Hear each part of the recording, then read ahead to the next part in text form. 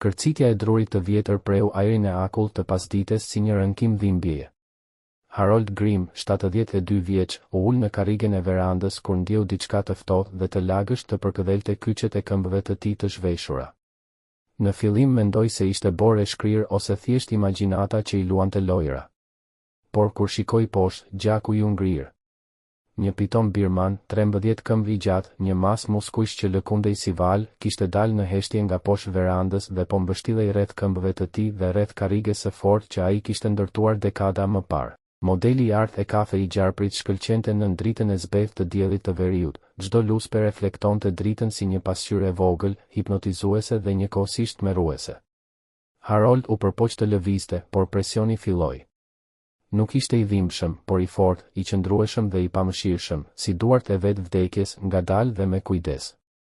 Karrigia kërciti përsëri, por këtë herë nuk ishte pesha e tij. Ishte forca gjigante e gjarprit që testonte drulisit të zgjedhur dhe punuar me duart e Haroldit 40 vjet më parë. Aroma e pitonit ishte primitive, një përzierje myshku dhe diçkaje që dukej sikur vinte nga vetë makthet njerëzore. Harold ndjente nxehtësinë e trupit të gjarprit përmes pantallonave të tij prej flaneleje, një kontrast i shqetësueshëm me të ftohtin e ashpër rreth e rrotull. Gjarpri nuk kishte nxitim. Pse do të kishte? Ai kishte gjithë kohën e botës, ndërsa Harold, i bllokuar me spiraleve dhe krijimit të tij, nuk kishte asnjë aratisje të mundshme. Mut, pëshpëriti Harold mes dhëmbëve të shtrënguar, me një zë që mbante 70 vjet përvojë në situata të pamundura. Jo sot, jo kështu. Presioni u rrit pak, një paralajmërim i heshtur nga gjarpri. Harold qëndroi i palvizur duke llogaritur shanset e tij për mbijetesë. Për herë të parë pas dekadash, ato ishin minimale. Presioni vazhdoi të shtohej gradualisht si një morko që mbyllet dhëmb pas dhëmbi. Ai ndjente kockat që ankoheshin, veçanërisht brinjet, ato që nuk ishin shëruar kurrë nga aksidenti i makinës që i mori jetën Martës, gruas së tij, dhe Sarës, vajzës së tyre 8 vjeçare. Pitoni u ndal për një moment duke rregulluar spiralet e tij dhe Harold mori frym thellë, ndoshta një nga të fundit të tilla. Karrigia ishte kryevepra e tij e paqëllimshme. Ai e kishte ndërtuar menjëherë pasi u zhvendos në pyll, kur vetmia e kafshonte çdo natë. Çdo nyje, çdo copë druri lisi ishte zgjedhur për forcën dhe qëndrueshmërinë e saj. Ironike që pikërisht kjo qëndrueshmëri ishte gjithçka që e ndante atë nga një vdekje e ngadaltë prej shtypjes. Kërc, nyja e parë e karriges protestoi. Harold e ndjeu tingullin t'i kalonte përmes trupit të bllokuar. Gjarpri vazhdonte të ngjitej duke i mbështjellë këmbët, pastaj krahët e karriges, duke krijuar një rrjet vdekjeprurse muskuq dhe instinkti primitiv. Ai u ndal përsëri duke e studiuar pren. Harold pa një sy të gjarprit të zhveshur, pa qepalla, të ftohtë dhe me një inteligjencë të pamëshirshme. Nuk kishte urrëtie, vetëm instinkt për të mbijetuar. Dhimbja u rrit. Brinjet i shtypeshin. Frymëmarrja u bë më e vështirë. Çdo nxjerrje fryme ishte më e cekët se tjetra. Dhe atëherë Harold kujtoi Kodiakun dhe për herë të parë që kur pitoni e kishte kapur, një buzëqeshje e hidhur i preku buzët. Një shtrëngim tjetër. Pitoni zhvendosi trupin e tij duke testuar rezistencën e pren. Menduja e Haroldit u kthye vite pas, te ajo që ai e quajti hyrja e mallkuar e Ariut në jetën e tij. Ai po gjuante një dre duke kërkuar mish për dimër. Por nga shkurret u hodh një arush e madhe kafe, një femër gjigante, peshonte lehtësisht mbi 110 kg. Ajo shpërtheu si stu i qimesh dhe furie, duke mbrojtur diçka që Harold nuk e shite. Presioni rreth trupit të tij u rrit. Harold lëshoi një gërhitje të ulët, duke u përpjekur t'i tregonte gjarprit se nuk po dorëzohej. Rregulli i parë i mbijetesës në pyll, mos hezito kur rreziku të vështron në sy. Ai nuk hezitoi. Qitja e Remingtonit të tij 30-06 ishte e saktë, direkt në zemër. Arusha ra me një zhurmë të rëndë që i hoi në përpyll si bubullim e largët. Gjak i ngrohtë avullonte mbi borën e ftohtë, duke krijuar pellgje të vogla të kuqe që shkrinin akullin përreth. Kraçk. Kraçk. Dy nyje të tjera të karriges u dorëzuan. Pitoni po bëhej i padurueshëm. Vetëm atëherë Harold pa dy këlyshët, toptha të vegjël leshi, më pak se 2 muajsh, të fshehur pas një trungu, duke qarë për nxehtësinë e nënës që nuk do të kthehej kurrë. Ai qëndroi aty, me pushkën ende të nxehtë, duke shikuar jetimet që ai vetë i rriti. Filloti i parë, më i dobëti, mezi merrte frymë dhe pothuajse nuk lëvizte. Harold e dinte se nuk do të mbjetonte, por ai u përpoq. I jepte qumësht të ngrohtë me mjaltë çdo 2 orë. E mbante pranë oxhakut dhe i përshpëriste fjalë inkurajimi që kafsha nuk mund t'i kuptonte. Këlyshi vdiq gjatë javës së parë në krahët e tij në një mëngjes acari. Pitoni u zhvendos sërish duke shtrënguar spirale. Harold ndiu një brinjë të qahej duke u ankuar rrezikshëm, por këlyshi i dytë, ai ishte ndryshe. Kodiak u quajt për kokëfortësinë e tij, sepse refuzonte të dorëzohej edhe në situatat më të pamundura. Pinonte me oreks të pamëshirshëm, rritej me shpejtësi dhe së shpejti tregoi një personalitet të veçantë. Harold kujtonte Kodiakun 3 muajsh duke ecur nëpër kabinë sikur ishte e tija. Ai kishte një zakon të çuditshëm, sa herë Harold dilte për dru apo për kontroll të kurtheve, Kodiak qëndronte te dritarja duke e pritur. Nuk luante, nuk flinte. Vetëm priste me sytë e ngulur në shtigjet ku Harold zhdukej. Frymëmarrja e Haroldit po keqsoi. Pitoni kishte gjetur ritmin perfekt, shtrëngo, lësho, shtrëngo.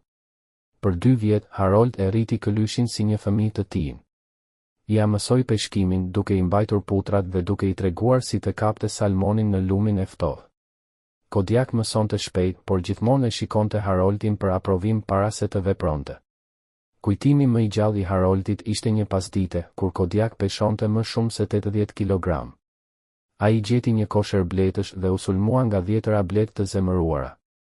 Në vend që të ikte, ai vrapoi drejt Haroldit duke u fshehur pas tij si një fëmijë i frikësuar. Haroldit ju desh të hiqte 10 thumbime nga fytyra e Kodiakut, ndërsa Arushi rrinte i palvizur duke besuar plotësisht se babai i tij do ta mbronte. Kërc. Nyja e tretë e karriges u dorëzua. Harold ndiu strukturën të lëvizte. Pitoni e vuri re menjëherë. Koka i u ngrit, gjuha e 2 fish testoi ajrin. Në 2 vjetësh, Kodiaku filloi të tregonte sjellje agresive dhe territoriale. Harold mori vendimin më të vështirë të jetës së tij. Arushi ishte bërë shumë i egër për një njeri. Ta kthente në natyrë ishte e vetmja zgjedhje e përgjegjshme, por tepër e dhimbshme. Ai e mori Kodiakun larg kabinës duke i mësuar si të jetonte i egër, si të gjente rrënjë, si të identifikonte territor të arinjve të tjerë dhe si t'i shmangej njerëzve. Kodiak rezistoi, gjithnjë duke dashur të kthehej në kabinë, por me kohë pranoi realitetin e ri. Pitoni shtrëngoi më fort trupin e Haroldit, pikza të zeza i pushtuan fushën e shikimit. Qarkullimi i gjakut po i dëmtoi, gishtat i mpiheshin. Takimi i fundit me Kodiakun ishte brutal për zemrën e Haroldit. Ai e çoi Arushin në një përrua salmonësh, rreth 15 kilometra larg kabinës. Kodiak, tani mbi 2 metra i gjatë kur ngrihej në shërbim, kapi disa peshë dhe i gëlltiti me oreksin e tij të zakonshëm borraxh. Pastaj Harold u ngrit, mori çantën dhe filloi të largohej. Kodiak e ndoqi për rreth 50 metra, pastaj u ndal. Harold nuk u kthye. Ai e dinte se po të shikonte pas, nuk do të kishte forcë të largohej. Por ai dëgjonte hapat e rëndë që ngelen në vend. E ndjente shikimin inteligjent të Arushit shpues në shpinë. Kur u kthye orë më vonë, Kodiaku nuk ishte më aty. Tani presioni ishte i padurueshëm. Rrahjet e zemrës së Haroldit ngadalsoheshin, të çrregullta. Pitoni kishte gjetur shtrëngimin ideal, një që vriste ngadalë, por sigur. Ishin kaluar 3 vjet që nga dita që Harold e çoi Arushin në liri. Kodiak tashmë ishte një Arush i rritur, rreth 145 kg, me kthetra që mund të shyenin trupin e një njeriu dhe një nofull që thyen kockat si degëza. Harold shpesh dëgjonte ulërima të largëta në pyll dhe pyeste veten nëse mund të ishte Kodiaku dhe nëse kishte bërë zgjedhjen e duhur. Një tjetër kërcitje e karriges. Struktura po dorëzohej. Nëse thyej plotësisht, Pitoni do të kishte lirin ta shtrydhte pa pengesë. Dhimbja nuk ishte më vetëm konstante, po rritej me çdo frymëmarrje. Brinjet i digjinin, qarkullimi i gjakut po i shuhej, vetdia po zbehej. Duhej të vepronte. Por çfarë? Atëherë Harold dëgjoi diçka që i përshkoi trupin si një shpërthim adrenalini, degë që kërcisnin, zhurmë e rënd hapash mbi gjethet e thata. Diçka e madhe po afrohej në pyll. Edhe Pitoni e kuptoi. Trupi i tij u tendos. Koka ju drejtua ka zhurma, gati të mbronte pren. Dhe nga pylli doli ariu, si vetë forca e natyrës. Kodiaku. Supet e tij ishin të gjera dhe të fuqishme. Koka gjigante. Kthetrat shkëlqenin si thika të lakuara në dritën e zbeth të pasdites. Për një moment, pylli u hesht krejt. Kodiaku kishte ardhur. Në atë çast të tmerrshëm, Harold mendoi se do të vdiste i shtypur 2 herë, nga pitoni që e mbante të bllokuar dhe nga ariu që ai vetë kishte rritur dhe braktisur. Pitoni e ndjeu praninë e grabitçarit më të madh. Spiralet e tij u shtrënguan, jo për ta lëshuar Haroldin, por për t'u mbrojtur. Reptili lëshoi një zhurmë të ulët, një dridhje që përshkoi trupin e Haroldit si tingulli i një teli të një kitareje. Kodiak u ndal rreth 10 metra larg. U ngrit mbi 2 këmbë, në rreth 2-4 metra lartësi dhe nuhati ajrin. Harold shihte vrimat e errëta të hundëve të tij duke u zgjeruar, duke analizuar aromat e ndërlikuara të situatës, frikë njerëzore, myshk reptili dhe diçka tjetër. Diçka e njohur. Pitoni shtrëngoi më fort, duke parë hezitimin e ariut si mundësi për ta trembur. Harold nxori një rënkim dhimbjeje, një tingull i pavullnetshëm që doli nga thellësia e fytit të tij. Dhe ai tingull ndryshoi gjithçka. Kodiaku lëvizi veshët përpara. Koka ju anua në krah, në të njëjtën mënyrë si kur ishte këlysh dhe Harold e thërriste për darë. Ariu u ul në 4 putrat e tij, por nuk u largua. Përkundrazi, bëri 2 hapa të kujdesshëm. Kodiak përshpëriti Harold, zëri i ngjirur duke u thyer që në rrokjen e parë. Tingulli i emrit të tij, ose ndoshta vetëm timbri i zërit të Haroldit, e ngrini ariun në vend. Për 5 sekonda që zgjatën si përjetësi, të tre qëndruan të ngrirë, njeriu i bllokuar, gjarpri defensiv, ariu që po kujtonte. Kodiak bëri diçka të jashtëzakonshme. Lëshoi një tingull të thellë gurgullues, atë zhurmë që Harold e njihte më mirë se çdo melodi. Nuk ishte rosnitje kërcënuese, por ai murmurim i butë që ai bënte kur kërkonte vëmendjen, kur e kërkonte Haroldin në kabinë. Kur kishte frikë. Kur donte të ishte pranë tij. Pitoni e ndjeu ndryshimin e energjisë. Koka i lëvizi midis Haroldit dhe Kodiakut. Gjua e 2 fish lëvizte me shpejtësi, duke përpunuar informacione kimike. Reptili u hutua.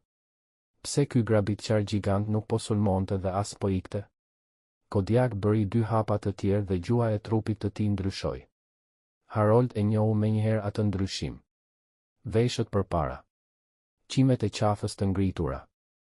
Muskujt e tendosur. Ariu po përgatitej për një veprim vendimtar, por jo kundër Haroldit, sytë e tij të mprehtë vështronin Pitonin. Po llogariste distancat. Këndet e sulmit. Pitonit i erdhi era rrezikut. Instinkti e detyroi të vepronte. Shtrëngoi Haroldin me një forcë të egër, duke e përdorur si mburoj të gjallë. Dhimbja ishte shpërthyese. 2 prej brinjeve të Haroldit u thyen nën presion dhe një britme e thellë dhimbje ju shpëtoi, duke e ndezur Kodiakun si shkëndi. Ariu sulmoi. Shpejtësia e tij ishte e pabesueshme. Përshkoi 10 metra në 3 hapa të fuqishëm. Putrat e tij goditën Pitonin në pjesën e qafës, një goditje precize që çau luspat dhe indet si letër. Goditja e dytë preu qafën, duke i dhënë gjarprit një vdekje të menjëhershme. Trupi i Pitonit u përdrodh në agoni, spiralet u liruan pa kontroll, duke e hedhur Haroldin dhe karrigen përpara. Harold pothuajse ra, me këmbët ende të mpira dhe gjakun që i kthehej dhimbshëm në qarkullim. Kodiaku mori trupin e pajet të gjarprit midis nofullave të tij të fuqishme, e shkundi dhe e hodhi mënjan si një degë të pavlefshme. Pastaj u kthye nga Harold. 3 vjet ndarje, 3 vjet rritjeje, egërsie, stuhish, dimrash të gjallë.